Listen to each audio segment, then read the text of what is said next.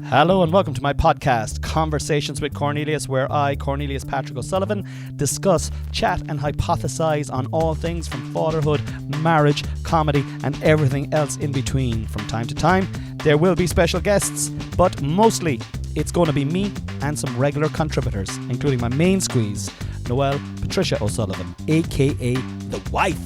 So sit back, relax and enjoy Conversations with Cornelius.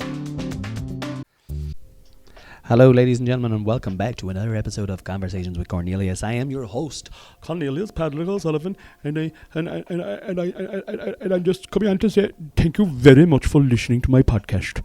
It's been going now nearly 2 years. Well, actually, sorry, it has been going over 2 years now, and there's a few of you listening to it the whole time. And Jesus Christ Almighty, I just want to say thank you. Happy, thank you, more please. How are you all doing, guys? What date is it? I don't know. Let me check it out. Today's date is the 16th of April. It is 3:46 p.m. It's a Sunday. I'm in the John Hume War Room. I am just back from a game of soccer that my son was playing. In, and I did a podcast there a couple of weeks ago with Kyla Cobbler, and the sound needs to be amended on it. And it was going to be this week's podcast, but the sound needs to be edited because the sound quality isn't as good as it should be. So I'm currently getting that sorted. So what I had to do then is I had to pop on here and do a podcast, a live, seat of your pants, Sunday afternoon podcast. What are you doing with your life, Cornelius? Can you not even take fucking Sunday afternoons off? Well, excuse me, right? Excuse me. I can take any day I want off unless I'm booked to do something. And yeah, I usually book those things to do. So leave me alone, all right? I'm going to... do you know what? That actually brings up something interesting, right? I do a lot of sketches online, I put up a lot of videos of my own content, stand-up content, and I do some GAA content-based sketches, and I often get people messaging me looking for me to do some work for them, to do some gigs for them, or just generally people coming along and saying that's great or whatever. And depending on how busy I am, I will... I'll always get back to them. But like if I'm very busy, if I'm stuck for example, if someone messages me on a Thursday and I've got like Friday, Saturday gigs and I'm on the road all the time, I may not get back to them straight away. I may give them an old thumbs up. I may give them an old talk to you soon kind of a vibe. But anyway, someone sent me a message, right, recently on Facebook, and I don't know if I dealt with it correctly, right? So basically, unsolicited advice on my content. A person purporting to be a fan, but calling me Patrick as opposed to calling me Cornelius. Big fan of mine by all accounts. Patrick, love your stuff. And he wanted me to go and spend time and edit a hurling match, the league hurling match that was on last week, and edit it with my own voice for a sketch that I did recently. And I, quite frankly, just saw it and just gave it the old thumbs up. I wasn't probably going to come back to it at all. It was like sometimes people come on and they offer you their own kind of take of what they would do. But like at the end of the day, when you're making content, I generally try and make content that I want to make myself. And unless it's someone who's creating content with me or it's a comedian or something like that, I generally kind of just stick to my own ideas. Like, but this guy anyway, right? This is the message he sent me, right? Hi Patrick, you should take that video link of the Limerick goal where Flanagan hand passes the white ball of lightning to the model, Galan, and he pulls it into the net. If you work your speech video with this goal and the scene, it could be unreal and very good for you to get good audience and hits to it. Thumbs up. That's the thumbs up he gave me, right? He put the thumbs up himself at the end of it. So I just gave him a thumbs up back, right? Like I would never do that. It wouldn't be something I did do because I didn't think of it, and I don't like doing other people's ideas. I like to come up with my own ideas. Also, it's just it's Limerick, like. Do you know what I mean? I'm from fucking Cork. Anyway, that's neither here nor there. So as I said, That was sent to him. He sent that at Friday, at, around 5 o'clock, and I don't know when I saw it, but I thumbs it up anyway when he saw it. The next day he came back to me saying, "I expected more than a kick in the teeth, thumbs up, no appreciation." For no, like, what did you expect? You don't even know me. You don't even know my first fucking name. You're calling me Patrick, and you're supposed to be one of my fucking fans.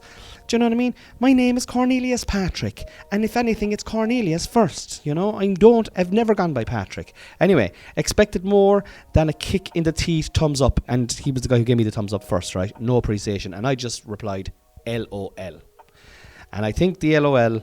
I think the LOL was like a fucking red rag to a bull, because he came back then saying, "Yeah, LOL. For my 12,000 followers, I give them more back than a thumbs up.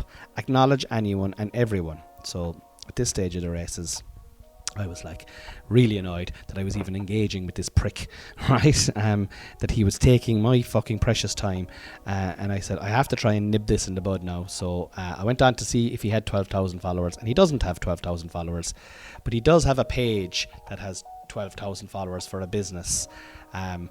Anyway, fair play to him. I have actually no problem with that, right? But the fact that he was trying to compare he was trying to tell me how I should behave. How I should behave in my own life to unsolicited fucking messages coming in at all hours of the night. I've enough on my plate. Do you know what I mean? I am so grateful that people watch and listen to my fucking content. I swear to God, I am sincerely grateful. I appreciate it so much. But like, I'm not going to be able to, act on everyone's suggestion. I just wouldn't be able to. Nor, and here's the fucking thing, nor do I want to. I didn't get into comedy for fucking regurgitating other people's ideas. And this guy, anyway, wait till he sent that anyway, right? I'm not going to say what his name is. I'm just going to call him fucking Phoenix. We'll call him Phoenix for the crack. I said, "Hi Phoenix, best of luck with your 12,000 followers. Thank you for your suggestion of what I should do with my own video too. But I'm more interested in pursuing stuff that I come up with myself. Maybe that's why I don't have 12,000 followers like you. You must be very popular. Fair play to you. I won't be responding to any more of your passive-aggressive messages either, so kindly unfollow me and head back to your own very successful life with your 12,000 followers. You sure put me in my box." And I sent that back off, right? And I thought that was going to be the end of it. I was like, okay, this guy's going to just fucking leave me alone now. But no, he is a big fan of mine. So he came back pretty much straight away. Within the hour, he came back and he started off with, "Hi Patrick. Great, big fan of mine. Hi Patrick." It was very much out of disappointment I wrote to you last night. I was going to ask you if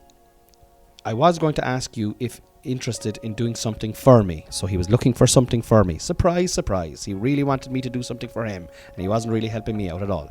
But anyway, I did expect more back than the initial thumbs up for writing to you, even though that's how you ended your one. But anyway, I was only highlighting how I would myself always reply to anyone who reaches out to me and expect the same in return.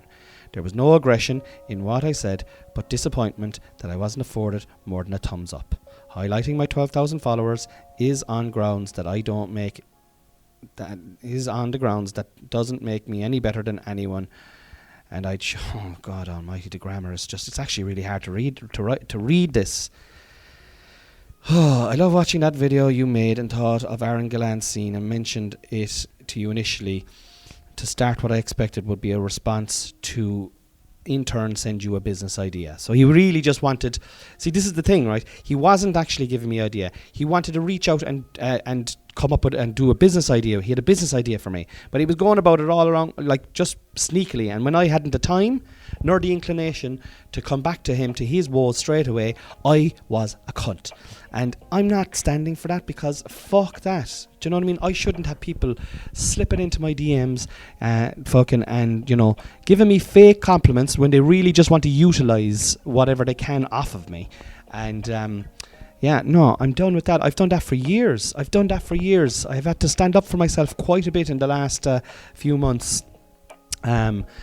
in projects, particularly professional projects, where I would fucking bite my lip and grit my teeth for years in projects that I was involved in when I was being treated unfairly or harshly or in several ways. But no, I'm standing up for myself, and if someone's going to come on to me and slide into my DMs and pretend that they have this like funky idea for one of my sketches, but in reality what they really want is they want me to come into their business and promote their products, they can go suck my cock, suck my cock, suck it, suck my cock. Anyway, where am I? I'm in the John Hume War Room, and it is dishevelled, as is my body, as is my hair, as is my beard, as is my fucking mind. Life is racing at 1,000 miles an hour at the moment, guys. I have so many balls in the air, so many projects, and only the one body and the one family. I'm just going to take a little sip of water there now. Bear with me there when I take a little sip of it.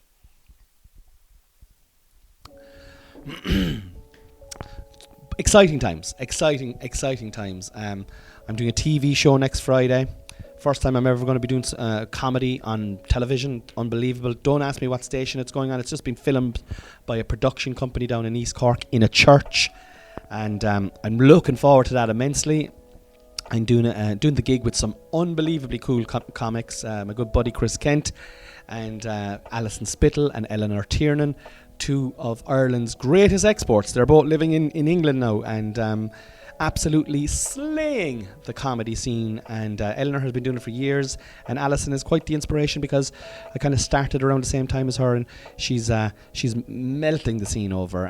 So it's going to be just a joy to be on the same stage as them and to have something on television. That'd be cool, wouldn't it? That'd be cool. That's cool, bae.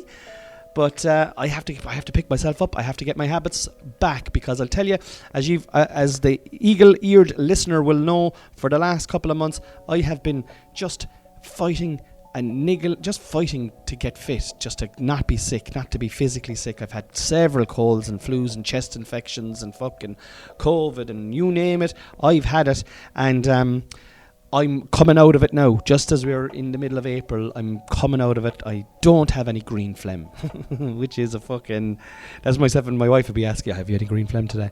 And that's what it is, because I've just got two sick machines inside in the sitting room, a 6-year-old and a 3-year-old who are inside in school, picking up any germs that are going around and bringing them back into the house, and anyone with small kids will know that. But anyway, I feel for the first time in ages that I'm coming into a period of health, which is great. So what I need to do, and what I intend to do, is I'm intending to get back on the horse of my habits, the habits that have held me well, the habits that keep my mental health in check, my mental fitness fortified. And they are sauna. Haven't gone for a sauna in about 6 weeks. I am starting saunas again tomorrow. Cold exposure.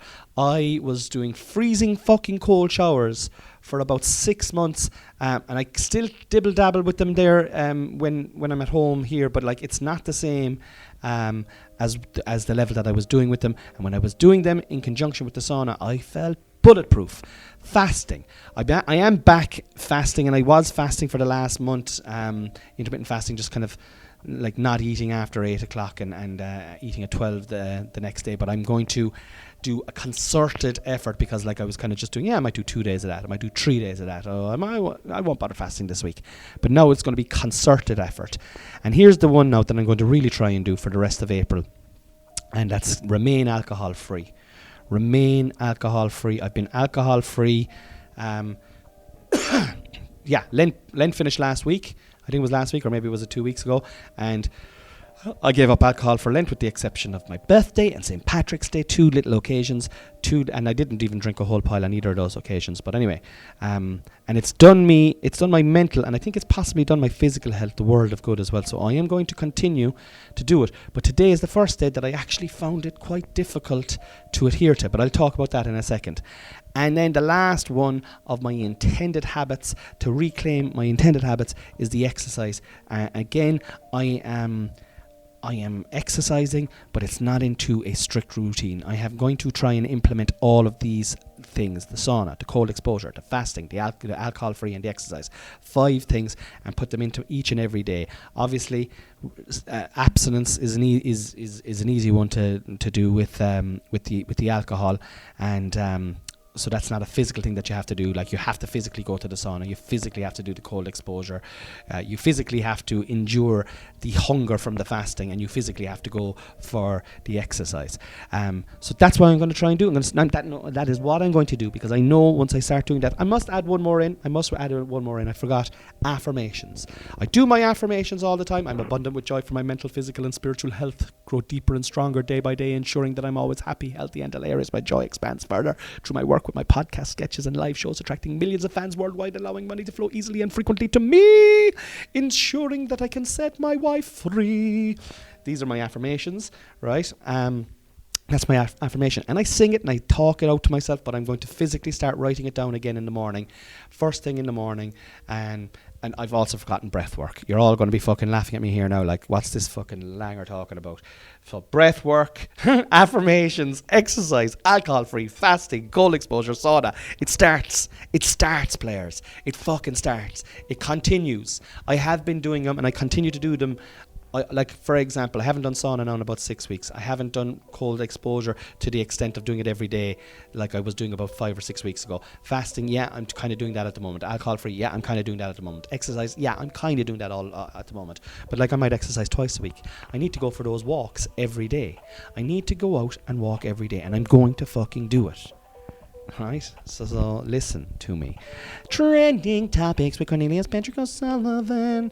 So I literally, as I said, I'm just back from the match. I went onto Twitter, I typed these in. This is what came up. I don't know how long it's going to last, or what the story with it is. But the first one that's trending is Hill 16. I don't know why Hill 16 is trending. For those of you who do not know what Hill 16 is, it is a part of Croke Park.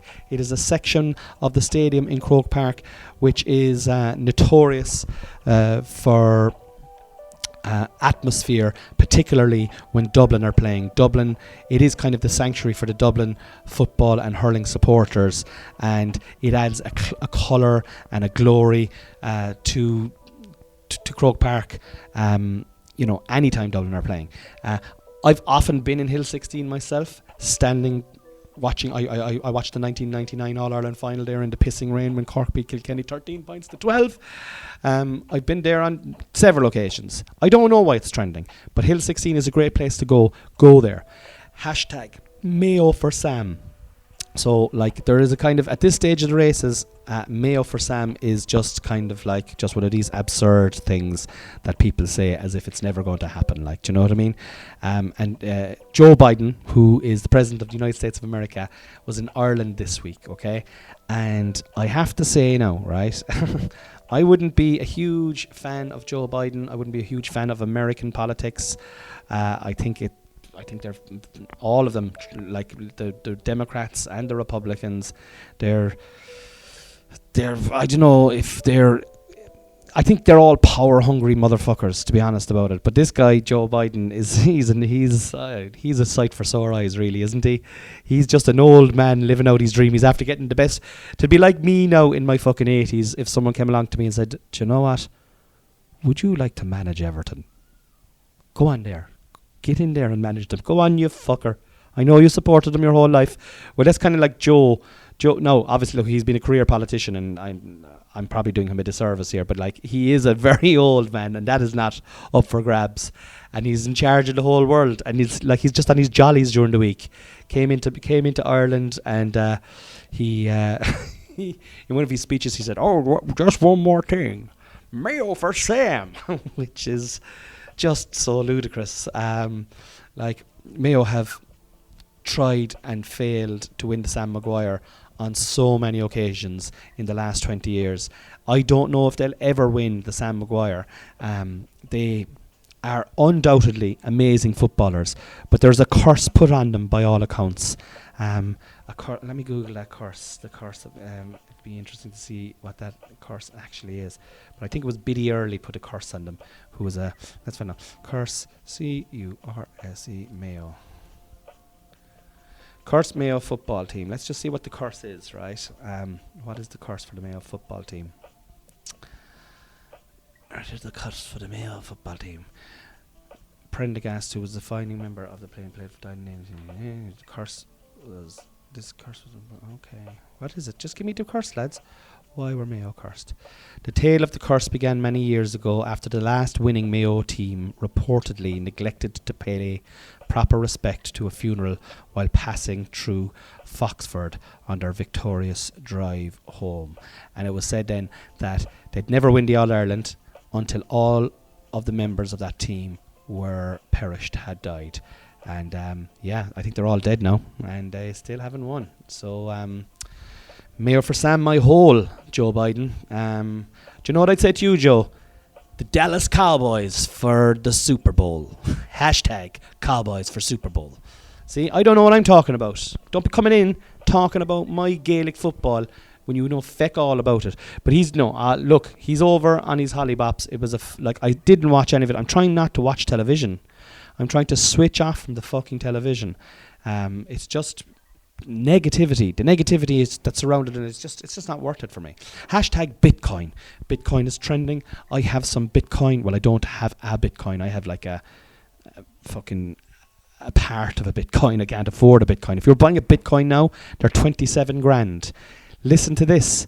If you went and bought that exact same Bitcoin 6 months ago, you would have paid 16.5 grand for it.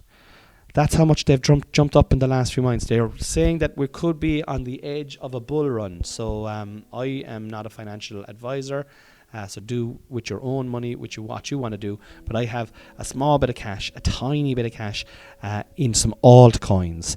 What are altcoins? I'm glad you asked. Altcoins are kind of they're alternative coins, and you'll get they're like the penny stocks that you'd see in these movies, like, 1 in 1,000 of them will ever come off. So I have my fingers in a couple of them, where I've got 3,000 altcoins for Alchemy Pay, right? Now the name Alchemy is not lost on me in this coin. So Alchemy is the if you're an alchemist, alchemists are famed for trying to create gold. Out of normal substances and stuff like that. That was their original task or their original deed. But so anyway, I've got 3,000 of these coins. How much did that must have cost you a fortune, Cornelius? You must have paid through the fucking nose for 3,000 coins. I got them for $60. But for me, every now and then, someone will go, Alchemy Pay.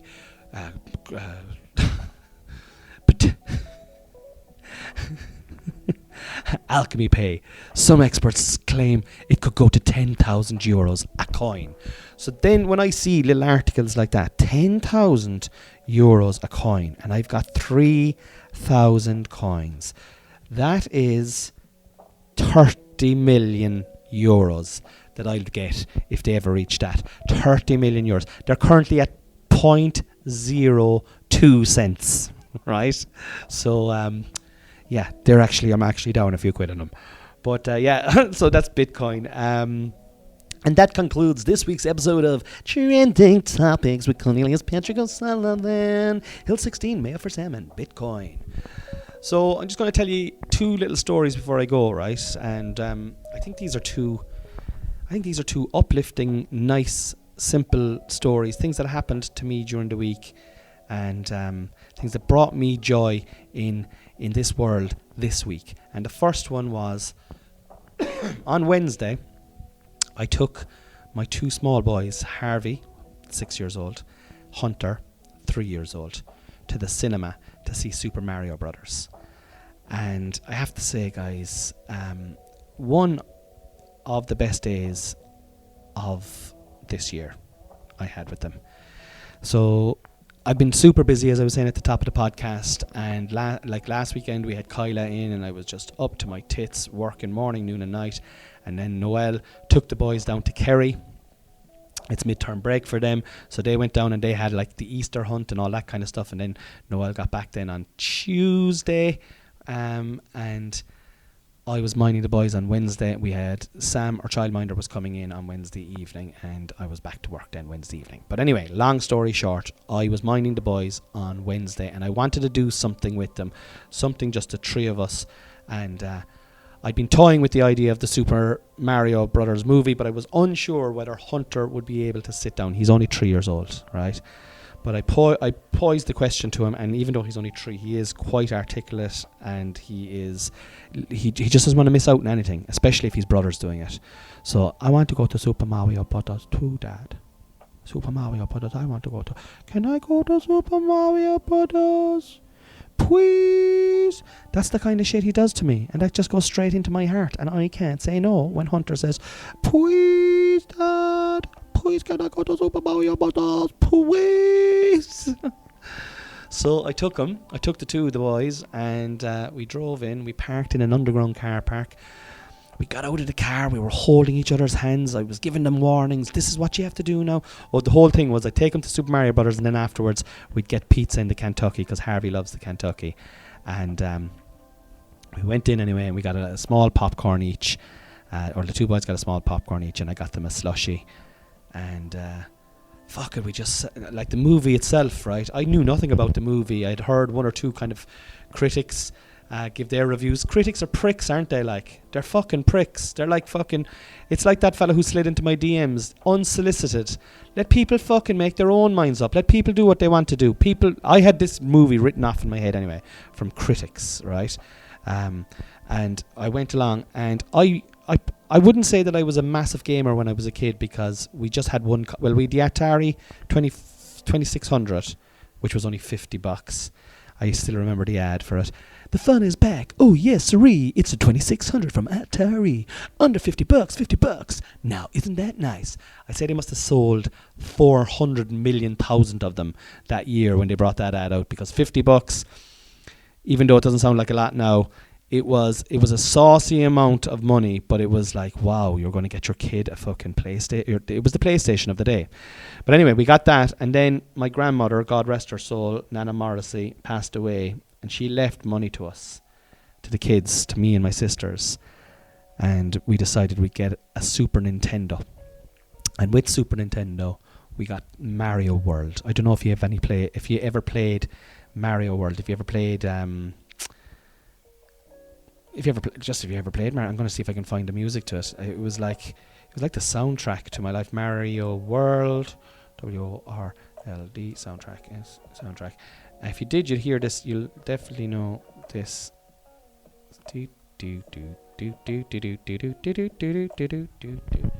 Oh yeah, okay. These fucking ads are on here now anyway. But anyway, I went in and I just got absolutely lost. Oh, here we go.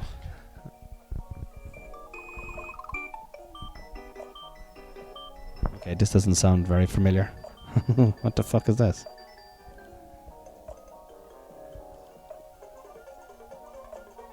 Oh, that's an eat the mushroom, is it? What the heck? Oh yeah, this is it.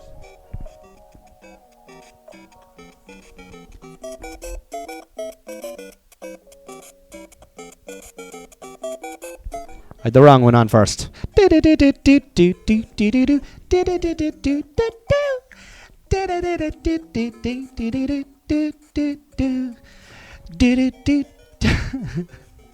was the soundtrack to my that was the soundtrack to my youth. And that along in Pearl Jam and a few other fucking bands, but they were the video games that I played. Anyway, we went to the movies, and honestly, it was like a nostalgic trip back in time for me. And I'm gonna have to turn that off now because it's a bit distracting. Let me please bear with me there, ladies and gentlemen, when I take off the Mario Brothers movie and back to some focused study music, which helps me focus and study at the same time. And yeah, so we went to it. The two boys sat down, and I, like Hunter's tree, he sat beside me. I was watching him mostly. Like, I was enjoying the movie, but I was watching him, and I was just making sure that he was okay. And he spilled his popcorn, and we had to go out and get another popcorn. And when we went out, Harvey was like, "I'm okay to stay here, Dad." And I was like, I looked around, the place was fairly full. It was it was a 11:30 show, but it was still kind of full. And I was just like, do you know what, he's 6, he is okay here. I'm going to just go, sure thing, Harv. And I left him there. We went out, we got another popcorn. We came back, got him a popcorn. And he was so proud that he'd been left by himself. And I was so proud that he was okay to be left by himself. Like, you know, for all our journey with Harvey with autism, that was a big milestone. That was a big milestone. And and Hunter felt like he was the center of the world. And there was one period in near the end of the movie, and the movie's like, I mean, it's not going to win any Oscars, I'll definitely say that, but the graphics are amazing. There's some hilarious comedy in it. Jack Black and Seth Rogen are in it. And I mean, I just love when cartoons, like remember when The Simpsons was out years ago, the earlier episodes of The Simpsons, they were so layered. Like, they were entertaining for kids, but there was jokes that were written in for adults as well. Like, that was the way with this. But it was the nostalgia of playing the game as a kid. There was the surprise of, you know, how funny the movie was. And then there was the unbridled joy of watching my 2 kids eating popcorn, entranced. They're at the movies with their dad. They feel safe. They feel happy. And when I remember growing up myself, like, I have 5 sisters. And, like, I'm the oldest. So I would have experienced my mother's being pregnant all the time for all my sisters. And back then, there was no... You weren't told, like, there was no finding out what you had. Like, you just, whatever you found out when you were born, your mum would never know if she was having a girl or a boy. And I would always dream of having a boy. And I love my sisters. Do you know what I mean? I'm 46 now. It's not the fucking end of the world. But when I was younger, I sometimes felt a little lonely. And, I suppose we can all feel a bit lonely. But when I was younger, I used to feel a little lonely sometimes. And I always wished I had a brother to play with. But there was a moment in this movie, I just looked across and I just saw the 2 boys. And the movie itself is about 2 brothers who have each other's back no matter what the situation is. And they put up with each other's idiosyncrasies.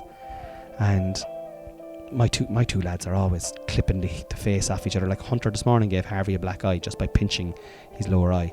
Like, Harvey goes into school with more black eyes and bruises on his legs from Hunter. That sometimes I'd be saying to Noelle, I said, I wonder did they think we're beating Harvey up. Hunter goes in unblemished then, like, you know.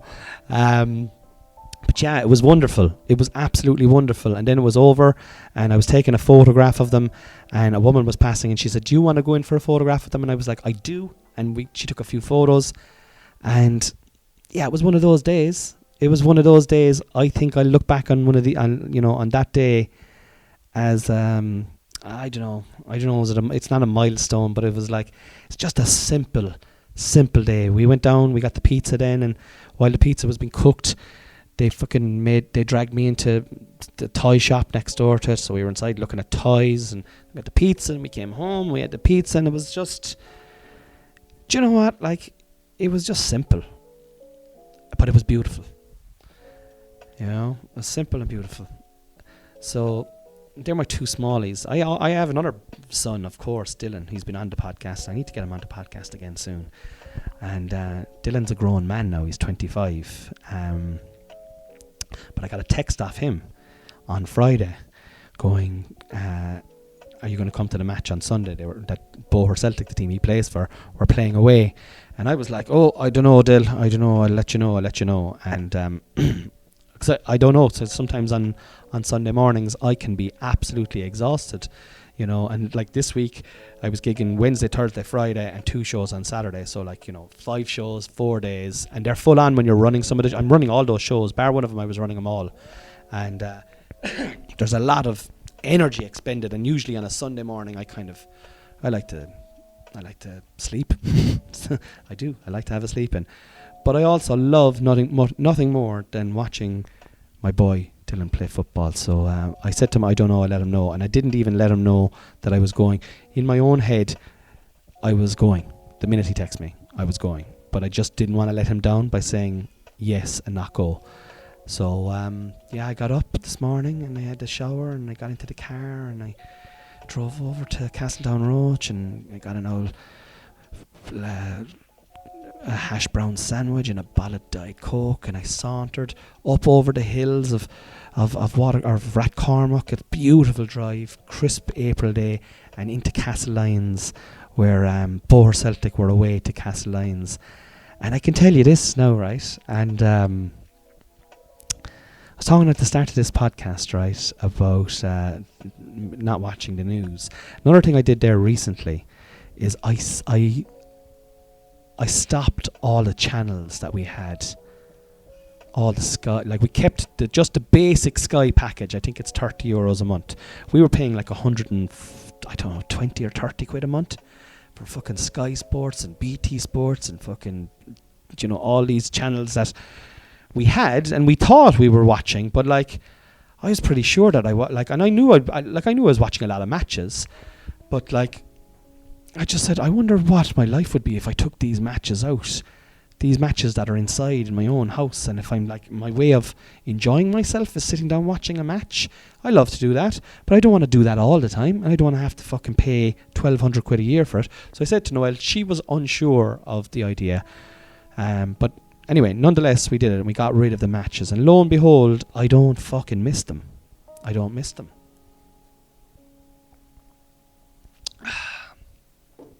Just drinking some filtered water there. I don't miss them. And what it has done is it's got me out to matches more. Last week I went to the Cork and Clare match in Ennis. Last Bank Holiday Monday I went to the Cork City match above in Cork City. And then I went to this grassroots Munster Senior Bottom Division Cup match between Castlelyons, which is a small village in East Cork, and Boher Celtic, which is a small village in North Cork. My son plays for Boher Celtic, and fuck it, lads, it was thrilling. It was thrilling. They went up 1-0, then we came back and got a penalty. It was 1-1. Then we went up 2-1. Then second half they got an equaliser. We were pressing, they were pressing. Then it was a draw at the end of the match, so it went to extra time. And I was standing on the side of the line next to the team, the Castlelyons team, and I was just watching the antics of their fucking bench.